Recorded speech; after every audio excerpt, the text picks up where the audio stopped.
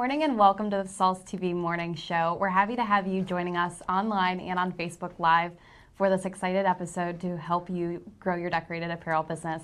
I'm happy to be here again with Courtney Kibitza in this brand new year. Thanks, Courtney. It's a happy new year for all of our Stahls TV audience. Hopefully you've kicked it off with a bang so far, and we're here to take back the Stahls TV Morning Show. We had a couple weeks off, but we're excited to be back with you guys today and sharing a topic that I think everybody can really benefit from. It's going to be a huge way to grow your business in 2017, and that is going to be social media. And so Courtney joined me for the episode we did a while back on Instagram. If you didn't get to see that episode, it shares a lot of tips for Instagram for your business, and it can always be viewed on stahlstv.com under our archive section, under the Stahls TV Morning Show. So one place to check it out there. Today we're specifically going to focus on Facebook and Pinterest, so just looking at two different avenues and ways you can use them to help grow your business this year. But before we do that, before we dive into our main topic, we do a couple things on the morning show here. The first thing I want to do is kick off the look of the week. So the very first look of the week for 2017 there. And I think it's a really good one to start out with. This look is by PJ Pyatt of BAM Supplies in Forney, Texas. And I think this is just, honestly, an adorable look. Bright, vibrant, colorful, and unicorns are trendy right now. Yeah, what's not to love about unicorns? There's so much going on this onesie. I absolutely love it. Obviously the full color glitter, a trend we saw in 2016, we're going to continue to see in 2017 is full color bling and photo prints, especially for children's apparel. And so two great ways to get that full color glitter. I believe she did it on a printed glitter heat transfer vinyl, so you can actually use sublimation transfers and dye a white or a light color glitter, CAD cut glitter flake material and create that pattern. Since it's a one big print, it would be easy to do. There's plenty of videos on Stahls TV on how to sublimate CAD cut glitter flake. If you don't have sublimation transfers, you can always order CAD prints glitter flake as well, or we print it for you.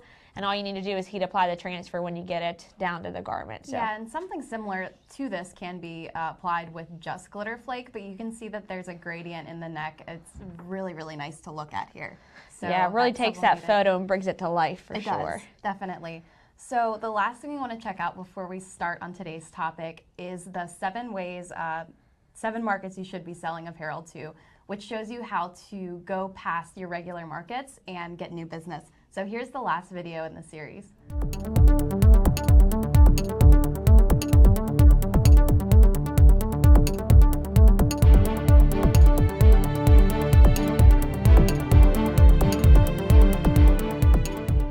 I'm Jenna with Stahls TV, and thanks for joining me on this segment of 7 markets you should be selling apparel to. Today we'll be touching base on all of the opportunities you have when selling to schools. The amount of diversity you have in just one school is truly tremendous. From different organizations and clubs to activities and fundraisers, the opportunity for decorated apparel is truly endless.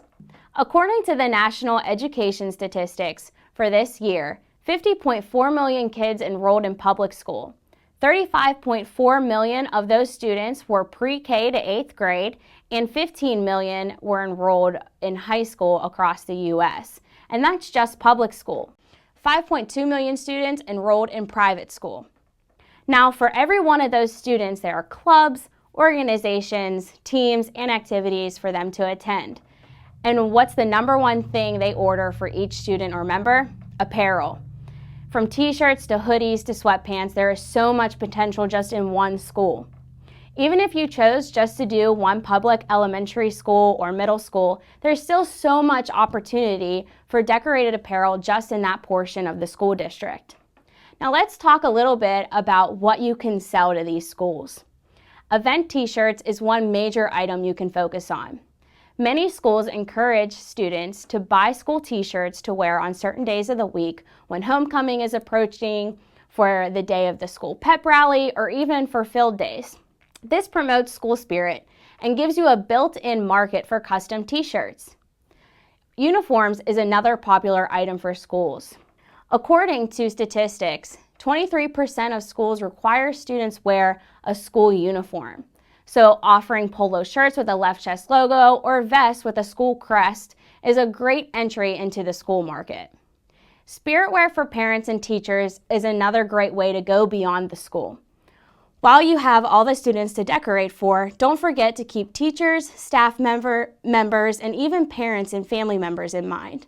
Students bring in all kinds of supporters that want to show off the school name and who they stand and represent for.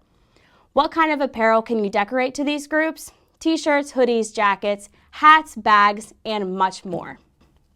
Clubs also have a lot of potential for apparel sales.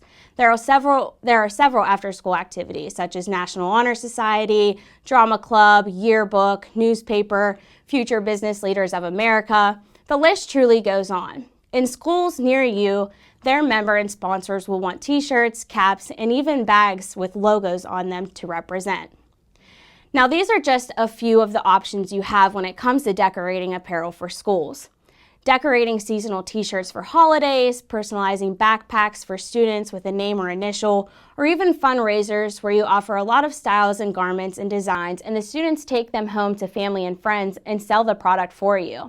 And not only makes you money, but on the other hand, it's raising money for those students for their club or team. Now let's talk a little bit about how you can sell to these schools. While selling to the school market is an extremely competitive niche, there are several ways that you can get your foot in the door if you can decipher what makes you stand above the rest of your local competitors. 1, do your research. Pick a school in your area, put it into the search engine such as Google, and you'll quickly find a homepage for the school, which will lead you to contact information that will get you in touch with the right person. You can find out how many students or groups or the types of events they have, and so on. Next is to make contact. Find a personal contact and arrange a face-to-face. It's more personable and it doesn't look like you're trying to solicit services if you're trying to reach out via email. Try dropping by a meeting, a practice, or even a fundraiser to introduce yourself and tell them what you can offer them. If you can't find a personal contact, try connecting with a non-student advisor and try to arrange a face-to-face meeting so that you can show he or she the samples of t-shirts and other apparel that you can offer them. Next, think competitive advantage. Differentiate yourself from your competition. Talk with the group about their past decorator, what challenges they may have had with them, what they like about them. You may be able to offer additional or different creative services that their current decorator doesn't offer them. For example, you might give them a better price, or maybe the shop they're currently ordering from doesn't have the same level of personalization that you can provide them with. Lastly, spread the word. Once you're in with a group at a school, it's essentially a snowball effect from there. A student in the swim team may also be involved with National Honor Society, so that student will help spread the word about your great work and maybe order t-shirts from that group also. So you can see there are a lot of ways you can sell to schools. So to really get started, just think about what schools you want to sell to, what type of looks or styles you want to create, and ultimately just start creating them. Once you have your first mock-up ready, be prepared to meet with prospects, students, and advisors and show them what you have to offer.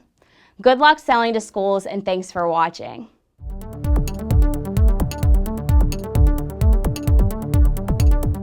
So thanks to Janet for tuning in for our 7th market on the 7 markets you should be selling apparel to. While we're sad to see that series go, next week the morning show is going to kick off our Make It Monday. We're very excited about it. Yeah, we got a lot of requests for some DIY, how to make things during the morning show. And so we're going to take a segment moving forward for a while, and we're going to show how to print some really unique things. So you may see umbrellas, you may see some cool tech accessories for wearables, all kinds of unique stuff. I don't want to give away too much, but tune in for Make It Monday on the morning shows here moving forward.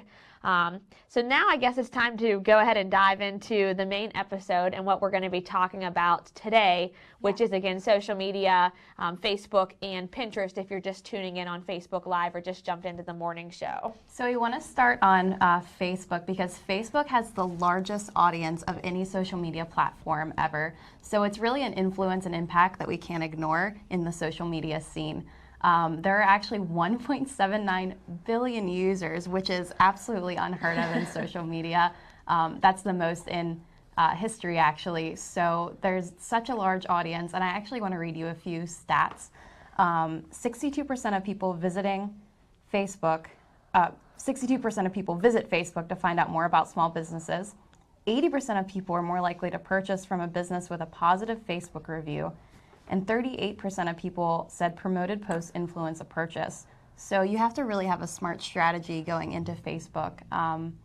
What can we learn from that information? Yeah, I mean, absolutely. So the first thing I see is obviously there's a huge presence. I see a lot of small businesses, a lot of businesses in general that aren't using e-commerce sites for tracking orders, that maybe just want to get their business known. So in the local area, if someone's searching for t-shirt shops in your business, a lot of people even just create a Facebook page for that, because it allows them to be able to be searched on Google. It allows them to have a business page with all their information, what they do, their pricing, their hours, products, all of that stuff. So a lot of people are even foregoing, or some people are foregoing a website if they don't need to take orders, just to be able to use the Facebook for promoting their business. And so that's one opportunity. You had mentioned that 80% of people are more likely to purchase from a business with positive Facebook reviews. And so I am a big review person. If I go to restaurants, I look at Yelp. I often look at Facebook for different reviews. I even look at websites if I'm going to purchase a product, on how things fit, how the quality was, because if you're going to be purchasing things from somebody, you want to hear real life reviews. You do. It's important to get that viewpoint of their purchase. So, I mean, really positive views are like, wow, that person had a positive review. I'm sure to have one too. Yeah, and you can even see if your friends reviewed them and things like that, so you can trust them a little bit more. But being able to encourage your customers or your different audience to post reviews or share their feedback, their photos with your company, all of that, you can offer something free, maybe 10% off your order for a review, or run a different special like that to get them to post those reviews. The other thing, and the reason that a lot of people use Facebook or any marketing platform really, is to grow your sales. So Facebook has a great opportunity to do that, especially if you are taking orders online and you can drive them back to your own e-commerce site, or even if you just want to drive them into your store or to an event to make purchases. Right, going back to that ads and promoted posts, you had a few things to share about that too. Yeah, so targeted, so two ways to do that: the targeted ads, the promoted posts. So both of those will allow you to be successful in that. Targeted ads are created within the Facebook Ad Manager, so they're a little bit different from a boosted post. They're two separate things. The targeted ad will allow you to create an ad from scratch. If you're doing this, you want to make sure the image that you're using is more image heavy, less text heavy. That'll help to make sure that your ad is shown to the most amount of people. There's also, once you get in there, and you can play around once you have your business page set up with Facebook, but there's a lot of opportunity to even do things like targeting by demographic, so the gender, the age, their likes, what other pages do they follow. For example, if I'm somebody who sells children's apparel, and I use this example often, and I'm targeting moms with children's apparel, I may look for people that are female, maybe within the 18 to 35 age range. And then I may also make sure they like pages like different blogs that target moms, like Scary Mommy, or different things like that, that are going to give me this targeted female mother audience that are going to be purchasing clothing for their kids. Yeah, I really like this option because you're reaching outside of people who have already liked your post and getting brand new people. So, I mean, even narrowing it down by region, if you're selling locally, is a really, really good idea. Yeah, it's a great idea as well, going by the location. And both of these will allow you to really just kind of get outside the box, reach some new people. And as you mentioned, you know, almost 40% of people are willing to make a purchase because of something they saw on Facebook that was related to them. So you always want to make sure the post is relatable. The images should target that audience. So I'm not going to post my school designs and target that mom audience. I'm going to have my children's apparel in that image, and vice versa. Once you kind of get an idea for your ad, you want to set your budget, play around with the budget, play around with the timing, see what works best. With everything that we teach you guys to do here, always document it, always track it, and see what works best, because then you can make adjustments from there. Yeah, you can either A, learn from mistakes, or B, learn from happy flukes. Yeah, successes. Those are always the best. So those are some things, and then obviously your boosted posts are different. They are actually a post you had created on your page, and we're going to share some tips in a little bit here about posts, but being able to boost those, again, putting a little money behind them so that they're seen by more people. You'll get a little bit more engagement. Maybe you're promoting to your audience or to a group a special that you have running right now on a garment or different groups that way, and that's something else you can do with those boosted posts. Oh, that's really great information. So let's move on to the tips for best practice when setting up your Facebook page. The first thing that I want to mention is when you're creating your profile, make sure that you create a logo to put on your profile. So if you already have a logo, make sure that that is your main profile image. This helps it so that people can identify you faster when searching for a product. And also that banner on the top. If you share something that you're doing, maybe if you're a heat press decorator, pictures of heat presses, it really lets people get to know you and identify with that brand soon. The second tip that I want to share is always put your important information on there. So as Courtney mentioned, a lot of people are using Facebook as their primary website. So they might not even have a website at all. So you need to share all of the information that you have on there. So phone number, address if you are designing locally. If you do have a website, obviously linking that, location, hours, about, and if you have a blog, sharing your most recent blog post, updating that once a week is also really important. So if this is the first time they're on your page, they can click, see that most recent post, and see that you are updating your content. And the third tip that I would like to add is adding a call to action button on your profile. So if you are able to do this, directing your customers and telling them what to do. So sign up, shop, contact us, just to kind of lead them in the right direction so you can start talking to them and getting to know more about them. Yeah, absolutely. And then you mentioned a little bit about content. I think that's the fun thing. So what do we share on Facebook? Yeah. And this is a big part of Facebook. I personally have learned that photos are really important, which is something that I don't want to overlook on this. Yeah, absolutely. Photos and videos. And I think a while back you shared some great tips for taking photography for social media and for your website. And that information can always be found on stahlstv.com as well. But really photos, videos, anything that really catches the attention can help to spark interest and help people interact more with your posts.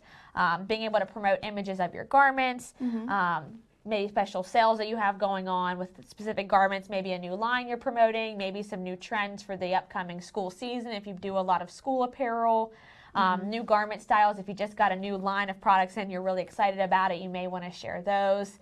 That might even be something fun to do on Facebook Live. If you get a box of garments and you're pulling them out of the box, you're probably really excited. Yeah, new items you're going to be printing, things you can add personalization to. And Facebook Live, as we're on here now, is another great way to interact with your customers, showing them what you have, maybe running flash sales. All of that are some different ideas you can do with Facebook Live. I also really like on Facebook posts in general, just sharing other people wearing your products, so other customer photos, rather than it always being a promotional photo of, here's this garment that I'm selling. It's more of saying, here's somebody using this product, and here's how you can get the same experience by wearing this shirt at your local event or your upcoming school event. It's kind of the same as reviews. Yeah. So you're seeing someone wearing it and enjoying it. It's kind of like a picture review. Yeah, and who doesn't love whenever their favorite brand shares their photo of them wearing their product? It just continues to build more interaction with your customers as well. Also, another thing I like is behind-the-scene photos with employees. So being able to show your customer, you're a real brand, you're a real clothing store. We're not just here to advertise and sell to you. This is who we are. These are some of our employees that run the heat press. These are some of our salespeople, and this is kind of the things we do in our shop as well. And you become invested in those people. So when building a brand, the most successful apparel business industries are creating a name for themselves, whereas like we're streetwear, we're edgy, something on those lines. Yep, so it all kind of works together. So the last thing I think we just wanted to share on some Facebook tips is just guideline for sharing, and I think this is something you could really use for a lot of your social media marketing, and that is the 70-20-10 rule, where 70% of your posts are going to be about your brand. They're going to add value to your customers and to your community.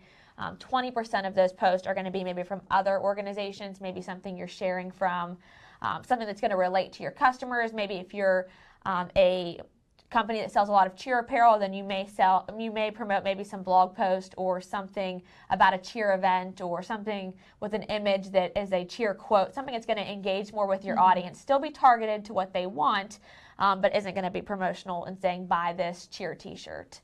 And then the 10% would be promotional, so specific these buy now, this is my special type thing. Yeah.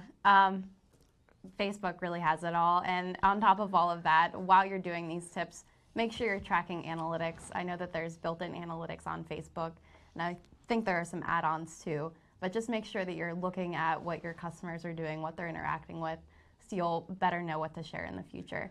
Yep, absolutely, and responding to them as well, comments and likes and all of that stuff, so that you're interacting, not just asking for comments, but also responding back to them as well. All right, so we shared Instagram on a past episode, Facebook today, so let's talk about Pinterest. Pinterest is another big one for the apparel industry. It sure is. I absolutely love Pinterest, not only for recipes, but here for getting ideas for maybe what we could decorate. So Pinterest is a visual discovery tool. It's mostly just photos that link back to a main website, and you're reaching hundreds of people, and you're able to find their interests. So by using keywords, you're really allowing people to pin their interests. So that's where Pinterest came from, pinning interests. And I just think it's really cool to see that.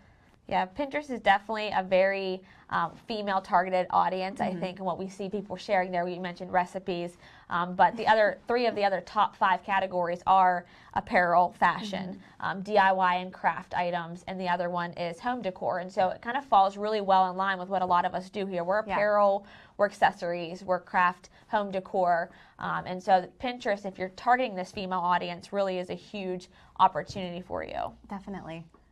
So we have, so if you have Pinterest, you definitely want to set up a Pinterest business account, and there's a few reasons for that if you want to share. Yeah, so your business page is going to be very different from your personal page. It's going to allow you to do a couple of things that your personal page doesn't, and obviously allows you to identify with being a business, and setting that up separate is very important so that your audience is only following your business page and only seeing your apparel specific items, and they're not seeing the recipes that you're pinning and all of that stuff as well if you have a personal page.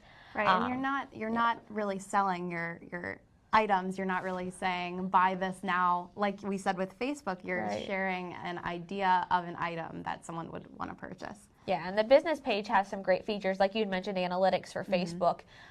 Once you set up a business Pinterest page, you're able to also see some analytics that you wouldn't have been able to see from your personal page. I can link it back to my website, and then I'm able to see what people are sharing. Even if you don't have a website, maybe you just sell using a third-party site like Etsy. If you link those two back together, you're going to start to see what people are sharing from your website. Even if it wasn't something that you would pin to your own personal page, you may say, wow, it looks like a lot of people really like this t-shirt with glitter. I should probably produce some more t-shirts like this. Maybe I should promote this product more. It seems like a lot of people are really interested in this design. I didn't realize that before, so it gives you some great feedback there. And it gives you some ideas on what boards you might want to create too. So if you are pinning other people's, obviously not competition if you have some in your local area, but if you are pinning other ideas there, if you see people are interested in glitter, definitely make sure you do a glitter pin board. Yeah, absolutely. And so, analytics is a big thing, being able to gain insight into your customer base, generating awareness for the products you have to offer. So here is another way just to promote the products that you sell, encourage people to make purchases, and with that you can also link those posts like you do with Facebook by promoting them. So being able to promote pins that maybe are getting pinned a lot and a lot of people seem interested in, I may want to drive sales for that product. So I can promote that pin. That way it'll show up in more people's news feed, or in more people's pin feeds, and then I'm able to kind of promote more sales that way. Yeah, and you mentioned earlier, Pinterest is definitely a female-based demographic. So whereas Facebook is pretty much 50-50, I think it's 49-51, Pinterest is mostly a female market. So you really have to consider that when you're creating pins or when you're pinning items from your website. Yeah, absolutely. And so I think with Pinterest in general, we're looking at being able to promote pins, being able to promote products, all of that stuff as well. Let's talk a little bit about some best practices for our audience that are Yeah, on Pinterest. Definitely. So best practices, the first thing that comes to mind since I am a photographer is the fact that you need to create the best size, the optimized size. So the magic number is 736. So if you have a design software such as Photoshop, you would be able to type those numbers in and make sure that your customer is seeing the best possible resolution and pin. The other tip that I want to share is Pinterest is most popular for apparel between the hours of 2 p.m. and 4 p.m. I researched this statistic. I don't remember exactly where it came from, but I've read it a few times. 2 to 4 is really the magic hour for Pinterest. And using targeted keywords in the post is also really important. So below the pin, below the image that you share, you're able to write a little paragraph, and you can put whatever you want there. So I suggest keywords, but not doing it so keyword heavy that you're putting glitter, comma, t-shirt, comma, sorority, comma. Instead, you can share a sentence that is engaging to your customer. So check out this sorority t-shirt using glitter heat transfer vinyl would be a good example. Right, absolutely. And we shared this tip a little bit on the Instagram episode a while back, but when you think keywords, you want to think about what will your customers be searching that they're going to find this information. So they're not going to be searching heat press. They're going to be searching cheer t-shirt or sorority t-shirt or jacket or something. And so those are the keywords you should be going towards.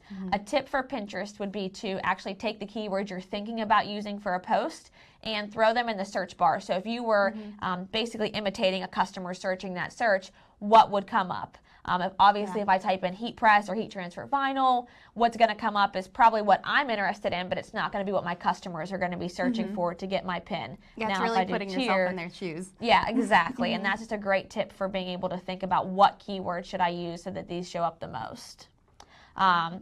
Also, when you're pinning, having at least 10 boards on your page, so there's a lot of information. Posting about 3 pins a day really is ideal if you're able to constantly promote that content. I know if you're kind of a one-man show, it may be difficult to do that. You may need to decide if I want to put more on Facebook, and then every now and then I start to add to my Pinterest board. That's something to consider. Yeah, it's important to streamline too. So if you are sharing things on Facebook, make sure you're sharing that on your other social media sites too. So really multi-purpose: Instagram, Pinterest, Facebook, and even if you're not sharing it in the same day, just collect all that content for everything. Yeah, so you don't need to reinvent the wheel every time. Exactly. One important thing is that your post should, on Pinterest, link back to something. It should link back to your website. They should link back to your blog post, something like that that drives them to buy from your product. It would be terrible for us to promote this product, and then when someone sees it down the road, maybe it's been pinned 1,000 times, they don't know where to purchase it because it didn't link back to a website or where they could buy it. And that's where, if you don't have e-commerce platforms, you may want to consider looking at things like Shopify to build one, or even just using Etsy, a third-party site like that, to resell your products. Some of that might be something to consider for the new year. Etsy is really popular on Pinterest, I'm finding. Yeah, absolutely, because people can easily pin and share things, so it's a great platform to mix there.